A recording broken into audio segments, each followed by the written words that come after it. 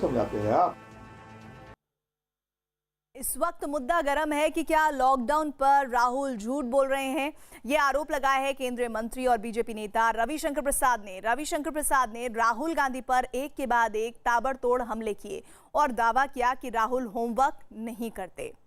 इस बीच लगातार ये खबर गर्मा रही है कि राहुल गांधी पर रविशंकर के हमले के बाद अब कांग्रेस क्या रिएक्ट करती है, कांग्रेस क्या कहती है। उन पर यह आरोप लगाया जा रहा है कि वो फेक न्यूज़ फैलाते हैं, राहुल गांधी झूठ बोलते हैं, बेबुनियाद आरोप लगाते हैं।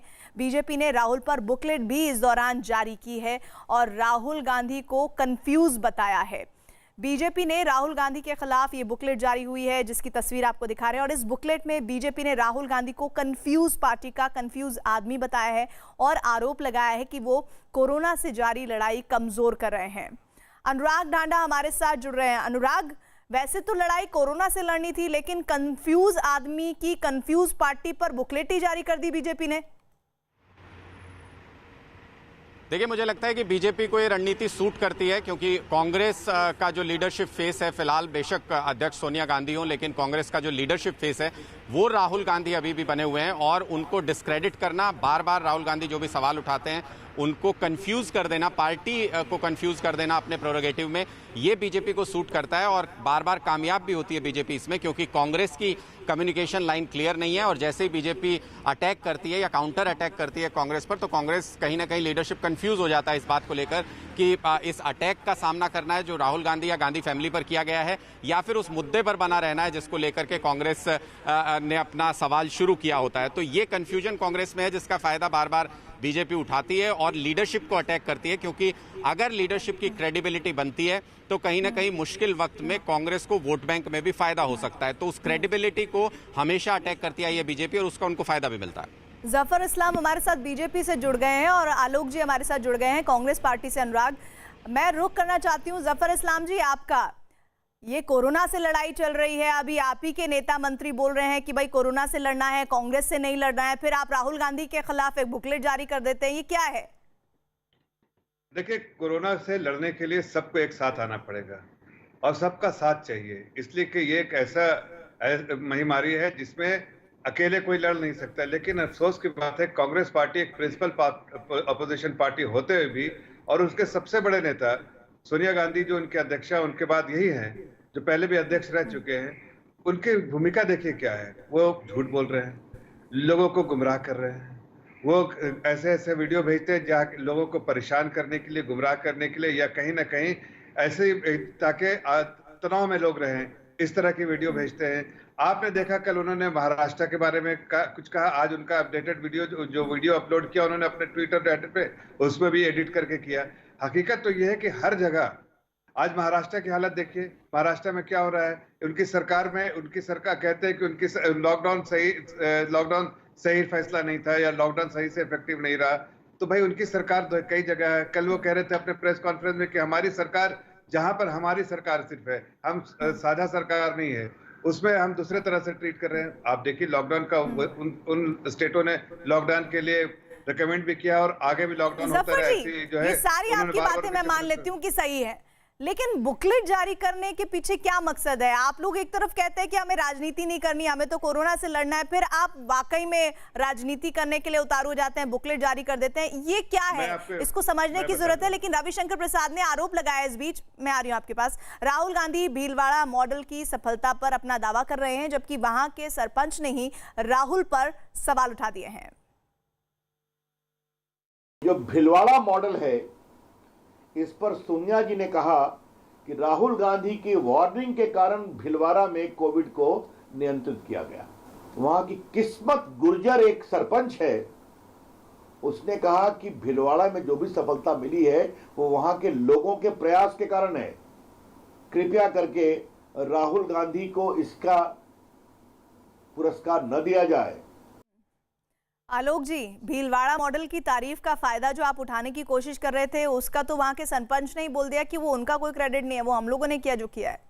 देखिए, मैं तमाम चीज़ों का सही से पॉइंट वाइज़ उत्तर दूँगा। सबसे पहले तो बीजेपी को देश के सामने अपना चेहरा दिखाना चाहिए कि वो कोरोना के टाइम में भी राहुल गांधी से इतनी डरती है कि उनके ऊपर बुकलेट निकालने का टाइम उनके पास है।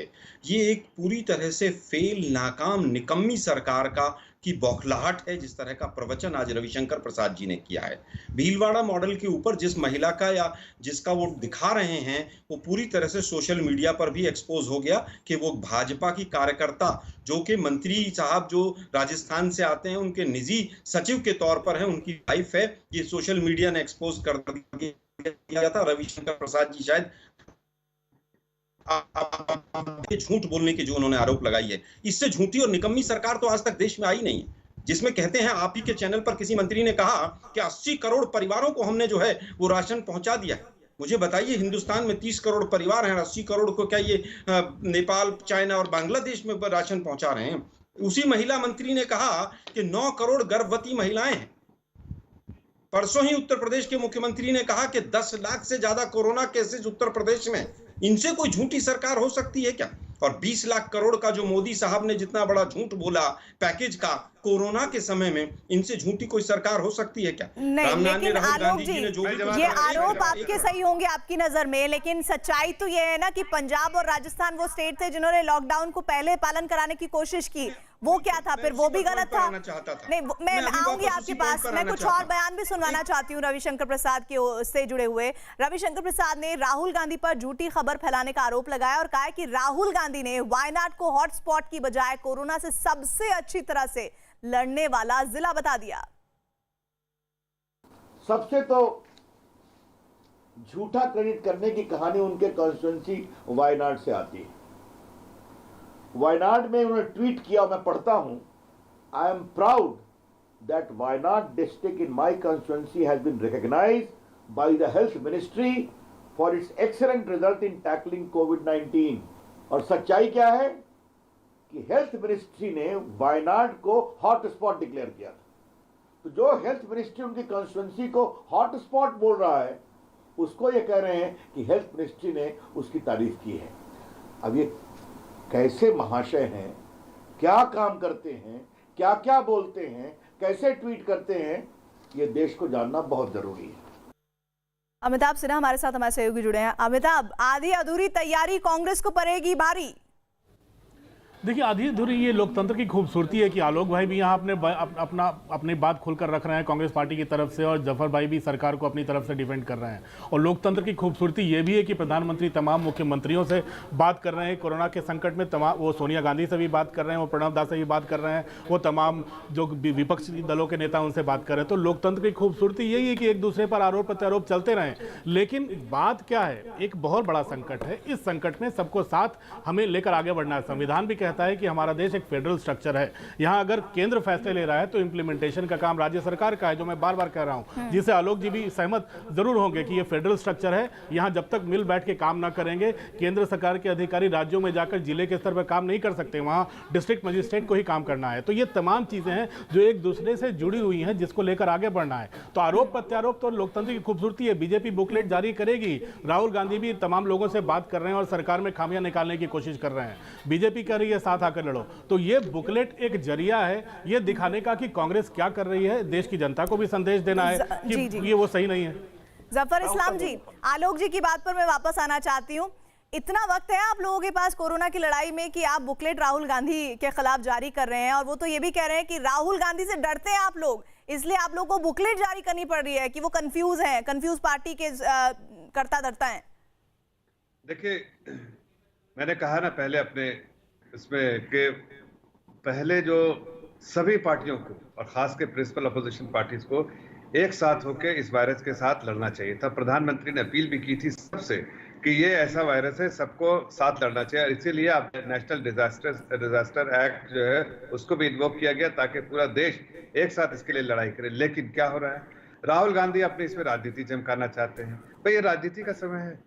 मैं आपको कह रहा कि अगर वो ऐसी चीजें बोलते हैं जिसकी सच्चाई लोगों तक जानी चाहिए, इसलिए कि लोगों को परेशान करने का, गुमराह करने का और कहीं ना कहीं तनाव में रखने का काम राहुल गांधी जी कर रहे हैं। आप देखिए, छोटी सी बात मैं बोलता हूँ, कल के प्रेस कॉन्फ्रेंस में उन्होंने कहा कि महाराष्ट्र सरकार में मैं मेवा खाता हूँ, सेवा नहीं करता हूँ, ये तो कहा उन्होंने। फिर बाकी जगह कहाँ करेंगे? सभी जगह मेवा के चक्कर में सेवा नहीं कर, झूठ आप यहाँ पर सफल झूठ बोल रहे हैं जफर जी।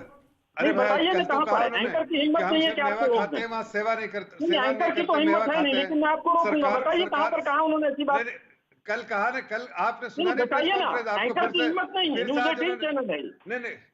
नहीं, फिर भी आपको मैं आप इस बोल तरह रहा से हूँ कि कल सरेआम उन्होंने झूठ क्या बोलते हैं, देश को कहा। गुमराह आज करते हैं कोरोना के सरेआम समय पर। सच्चाई बता रहा हूँ। आपके कल पास कोई कल तथ्य उन्होंने नहीं है, कोई कहा फैक्ट नहीं है। हमारा कोई उन्होंने लेना तो देना वास्तव नहीं में कुछ झूठ बोला सरकार है तो उसको सामने से। लाइए आलोक ना। जी, मैं सिर्फ वहाँ पर आलोक जी, मंत्रिमंडल में हूँ। हिम्मत की तो आप मैं बात मत मंत्रिमंडल- करिएगा।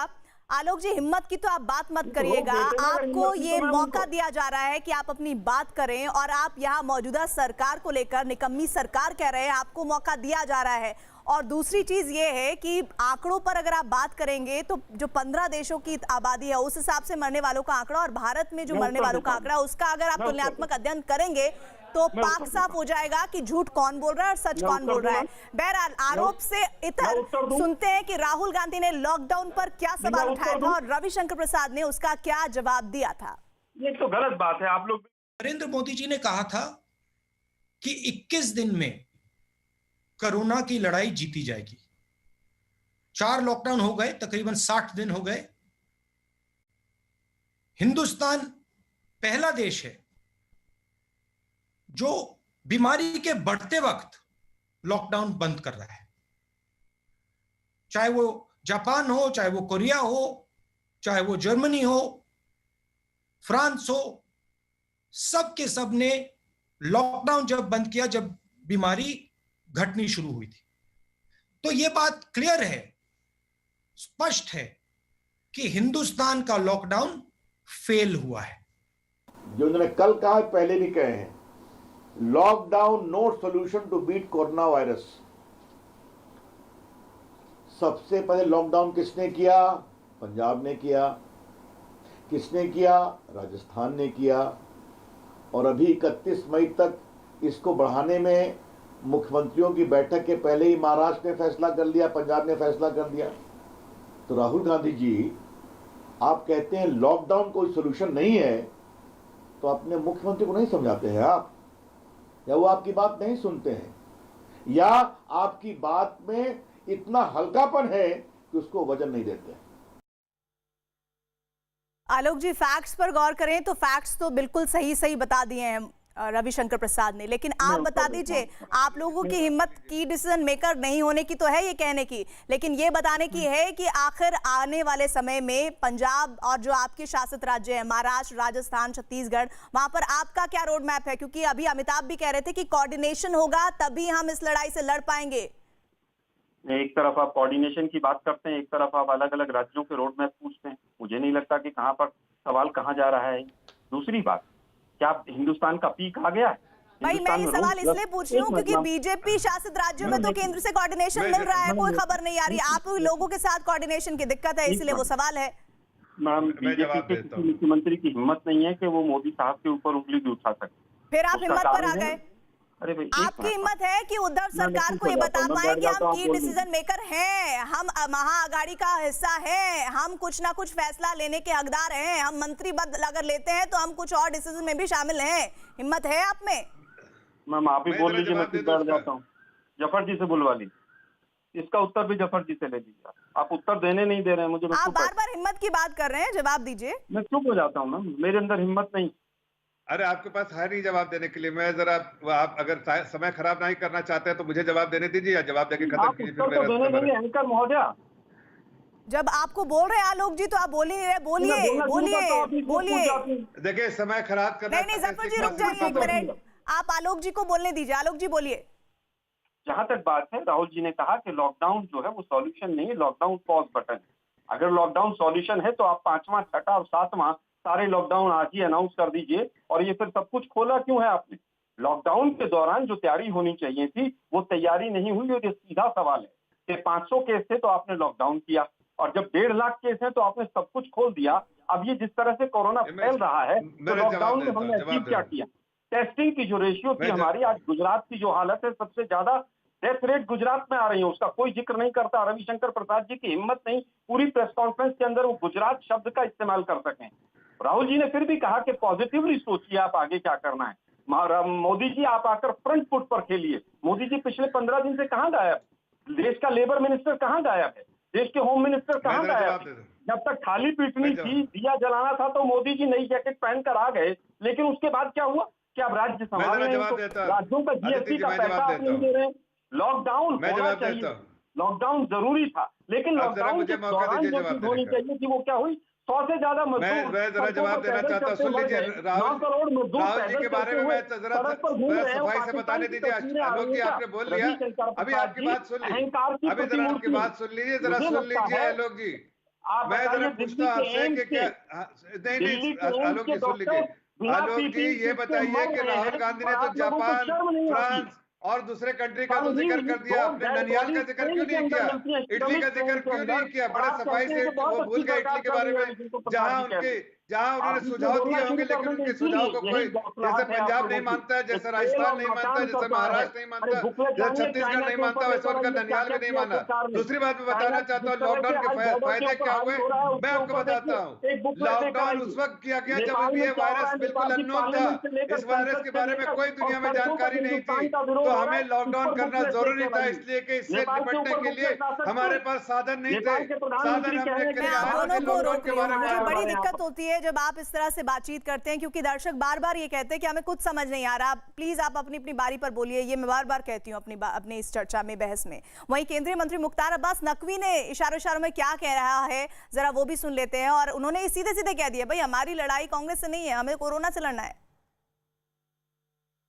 वो तमाम देशों के आप हालात देख लीजिए जो कि संपन्न देश कहे जाते हैं, जो सुविधा संपन्न देश हैं, तमाम तरह की सुविधाओं से भरपूर देश है, उनके हालात देख लीजिए, वहाँ के जो है वो मृत्यु दर देख लीजिए और हमारे देश की देख लीजिए। ये इसी मजबूत फैसले का, इसी दूरदर्शी फैसले का नतीजा है कि आज देश जो है वो कोरोना की मारक क्षमता को कमज़ोर करने में कामयाब हुआ है और आज देश उससे उभर रहा है। तो क्या किया आपने, क्यों किया आपने? तो उनको बार बार जो है वो हमने कहा नहीं, हमारी इस वक्त प्राथमिकता कांग्रेस से लड़ने की नहीं है, कोरोना से लड़ने के लिए है। हमारी प्राथमिकता जो है वो इस वक्त जो है वो टिड्डी को भगाने की है, पिसड्डी को भगाने की नहीं है। अमिताभ, अब मुख्तार अब्बास नकवी कह रहे हैं कि हमें भाई कांग्रेस से नहीं लड़ना, कोरोना से लड़ना है, लेकिन फिर बुकलेट जारी कर लेते हैं, बोलते हैं कंफ्यूज पार्टी, कंफ्यूज आदमी। ये क्या है?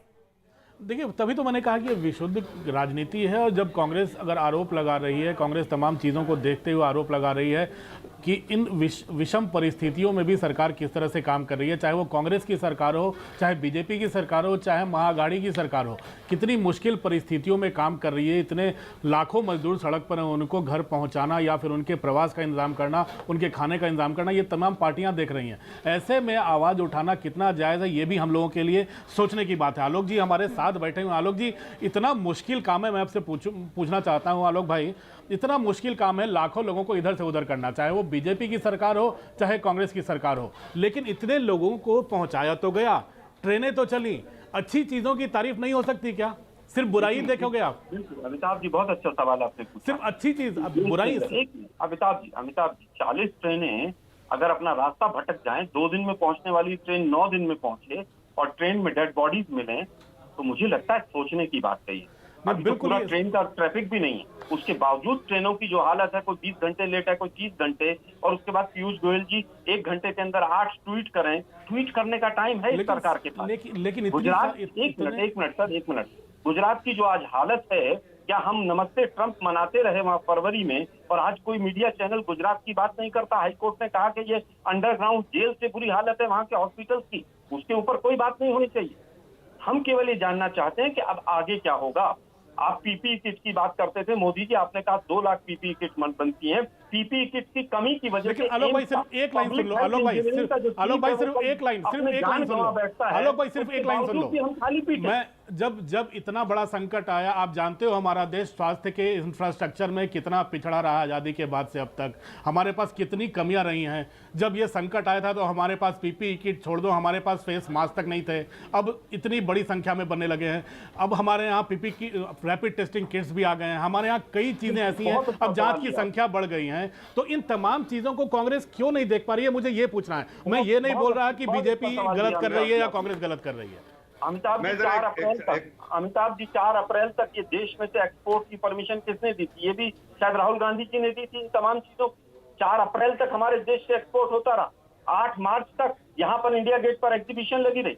मार्च के महीने में पूरे में पार्लियामेंट चलाकर मध्य प्रदेश की सरकार को गिराने की नौटंकी हुई, जब पता है हेल्थ की इंफ्रास्ट्रक्चर कमजोर है। और गुजरात का जो मॉडल था वो जिस तरह से फेल हुआ है वो पूरे देश में देखा है। बाकी राज्य कहीं ना कहीं बेहतर कर रहे हैं, लेकिन गलत ले जा रहे हैं आप एक राज्य को दूसरे राज्य से तुलना करने की बात। ये पूरे देश की लड़ाई थी। हम कह रहे हैं व्हाइट पेपर लेकर आइए। पूरे देश की लड़ाई है, लेकिन आप लोग भी उस हर मुद्दे को भुनाने की कोशिश कर रहे हैं जहां पर आपको लग रहा है कि सरकार की तरफ से लैप्स हो रहा है।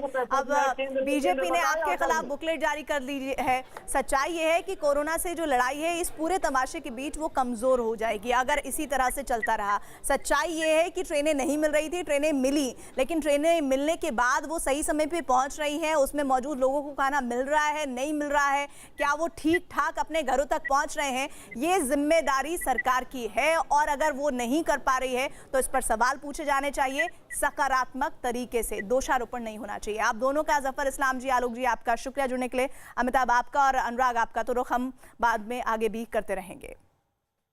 इधर भोपाल में लॉकडाउन में राहत के बीच निजी कंपनियों के दफ्तर 50% कर्मचारियों के साथ खुल गए हैं, जबकि पूरी एहतियात के साथ बाजार में दुकानें खुलनी शुरू हो गई हैं। हालांकि दुकानों में बहुत कम लोग ही पहुंच रहे हैं। वहीं भोपाल के बफर और कंटेनमेंट जोन का अभी पूरी तरह से बंद किया गया है। तो जो कंटेनमेंट जोन है वहां एहतियातन कदम इसलिए उठाए गए हैं क्योंकि केसेस आ रहे हैं और इन केसेस के मद्देनजर ये एक्शन लिया गया है। भोपाल में ऑड इवन फॉर्मूला अब शुरू हो गया है। कोरोना वायरस के लॉकडाउन की वजह से बीते 2 महीने से आभूषण की, गहने की ये दुकानें बंद थी। आज जाकर 61 दिन में दुकानें खुली हैं। जाहिर तौर पर ग्राहक आ रहे हैं जिनको जरूरी है, जिनके घर में शादियां हैं, जिनके घर में खास तौर पर जरूरत होती है गहनों की, तो वो अभी दुकानों पर पहले दिन ही आए हैं। लेकिन हम सबसे पहले बात करेंगे, आप तो यहाँ पर बड़े इंतजार कर रही होंगी ये दुकान खुलने का। हाँ, मेरे बेटे की शादी थी 15 अप्रैल की, पर वो फिर टाल दी गई, कैंसिल कर दी कोरोना की वजह से। तो फिर ऐसा सोच रहे हैं कि भाई 5 लोग करके अपन कलेक्टर की मंजूरी से लेके, तो ऐसे ही 5 लोगों के बीच में शादी करना ना 25 लोग लड़की पक्ष से, 25 लड़के पक्ष से नहीं कहना है। लेकिन अभी आपको जो गहने हैं, बड़े दिनों बाद दुकान खुली है, तो आपकी पसंद की चीज मिल पा रही ना? हाँ, चीज तो मिलेगी, दुकान बहुत बड़ी है, मतलब सोन प्रभा दुकान अच्छी है, हर एक वैरायटी मिल जाती है। एक सास का बड़ा सपना होता है अपनी बहू को पसंद के गहने देना, वो पूरा हो रहा है आज। हाँ, वो भैया कोई भी अब बेटे हैं तो बहुओं का लिए भी सोचना पड़ेगा है कि उनके भी थोड़ा सा जितना अच्छा बने उतना कर सके। और उधर पुणे में आरपीएफ ने प्रवासी मजदूरों के बच्चों को खिलौने बांटे। रेलवे प्रोटेक्शन फोर्स ने मिशन बचपन के तहत स्टेशन पर आने वाले प्रवासी मजदूरों के बच्चों को खिलौने बांटकर उनके चेहरे पर मुस्कान बिखेर दी और खूब तारीफें बटोरी। तो ये तस्वीरें वाकई बहुत खास है। ऐसे समय में जब पूरे देश में लॉकडाउन है, पूरी दुनिया लॉकडाउन के चपेट में है, आरपीएफ ने प्रवासी मजदूरों के बच्चों को खिलौने दिए हैं। ये खिलौने जो लगातार उनसे बहुत दिनों से दूर हैं, और रेलवे प्रोटेक्शन फोर्स ने जब मिशन बचपन के तहत ये स्टेशंस पर आए प्रवासी मजदूरों के बच्चों को बांटे तो उनके चेहरे खिल उठे। इस बीच कोरोना पर बड़ी खबर आ रही है दिल्ली से। दिल्ली में पिछले 24 घंटे में कोरोना के 792 नए केसेस सामने आए हैं, जो एक दिन में दिल्ली में कोरोना के मरीजों की अब तक की सबसे बड़ी संख्या है। इसके साथ ही दिल्ली में कोरोना के मरीजों की संख्या 15,000 के पार पहुंच चुकी है, जबकि कोरोना की वजह से दिल्ली में अब तक 300 से ज्यादा लोगों की मौत हो चुकी है। महाराष्ट्र से खबर है, कोरोना से एक दिन में 97 लोगों की मौत हुई है। एक ही दिन में कोरोना से मरने वालों की महाराष्ट्र में ये सबसे बड़ी संख्या है अभी तक। महाराष्ट्र में मंगलवार को 2091 नए केसेस सामने आए। राज्यों में कोरोना के अब तक मरीजों की कुल संख्या 54,758 हो गई।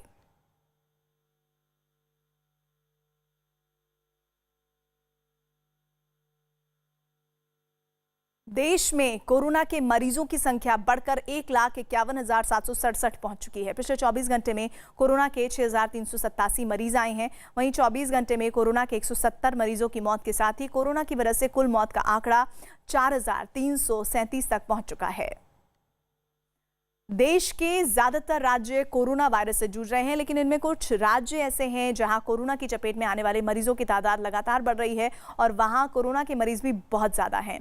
सबसे खराब हालात महाराष्ट्र में हैं, जहां पर कोरोना मरीजों की संख्या बढ़ती जा रही है। मरीजों की तादाद 52,000 के पार पहुंच गई है। कोरोना से जूझ रहे राज्यों में तमिलनाडु दूसरे नंबर पर है, जहां अब तक कोरोना के मरीजों की संख्या 17,000 के पार पहुंच चुकी है। वहीं कोरोना मरीजों की संख्या के मामले में तीसरे नंबर पर गुजरात है, जहां 14,460 मरीज हो चुके हैं। दिल्ली चौथे नंबर पर है, जहां कोरोना मरीजों का आंकड़ा 14,000 के पार पहुंच गया है। और पांचवें नंबर पर राजस्थान है, जहां कोरोना मरीजों की संख्या 7,300 पहुंच गई है।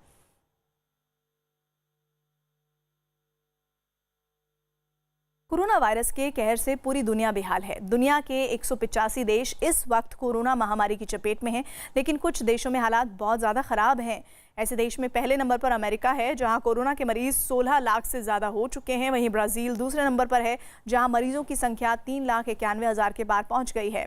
रूस इस लिस्ट में तीसरे नंबर पर है, जहां कोरोना के मरीजों की संख्या 3,62,000 के पार पहुंच गई है। ब्रिटेन चौथे नंबर पर है, जहां कोरोना के मरीजों की तादाद 2,66,000 से भी ज़्यादा है। और पांचवें नंबर पर स्पेन है, जहां कोरोना मरीजों की संख्या 2,36,259 है। और अब खबर गोवा सरकार के अहम फैसले की। राज्य में कोरोना को फैलने से रोकने के लिए एक बड़ा फैसला किया गया है।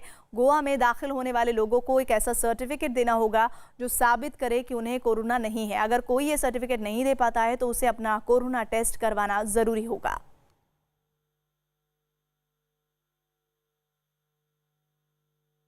कर्नाटक के मुख्यमंत्री येदियुरप्पा ने ऐलान किया है कि राज्य में 31 मई के बाद सारे मंदिर, मस्जिद और गुरुद्वारों को खोल दिया जाएगा। कोरोना महामारी की वजह से पिछले 2 महीने से देश भर में सारे धार्मिक संस्थान बंद हैं।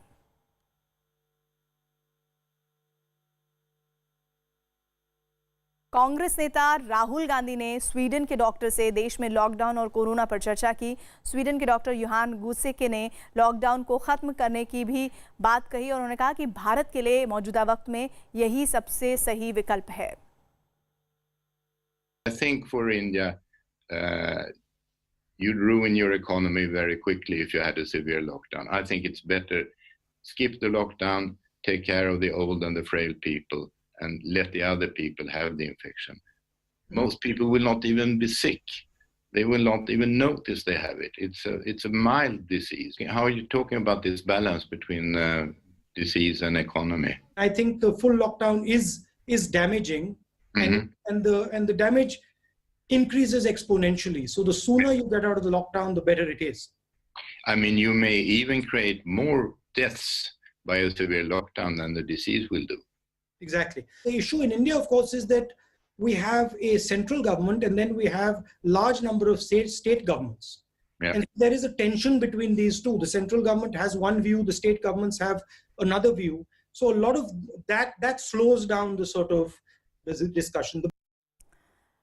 तबलीगी जमात के निजामुद्दीन मरकज मामले में दिल्ली पुलिस की क्राइम ब्रांच आज तबलीगी जमात से जुड़े विदेशी नागरिकों के खिलाफ 15 नई चार्जशीट दायर करेगी। ये चार्जशीट 14 अलग अलग देशों से आए तबलीगी जमात से जुड़े 294 नागरिकों के खिलाफ दायर की जानी है। इससे पहले दिल्ली पुलिस ने कल 20 देशों से आए तबलीगी जमात से जुड़े 82 नागरिकों के खिलाफ चार्जशीट दायर की थी।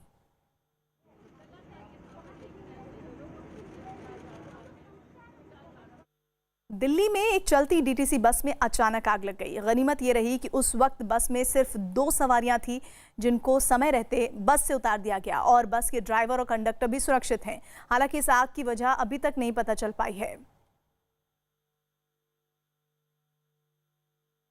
तो तस्वीरें आपको हम दिल्ली की दिखा रहे हैं और भीषण गर्मी है। इस बीच ये खबर सामने आई कि दिल्ली में इस बस में आग लगी और राहत की बात ये थी कि इस वक्त जब ये आग लगी तो इसमें सिर्फ 2 ही यात्री सवार थे, जिन्हें समय रहते उतार लिया गया और उसके बाद जो कंडक्टर और ड्राइवर थे उन्हें भी बाहर निकाल लिया गया।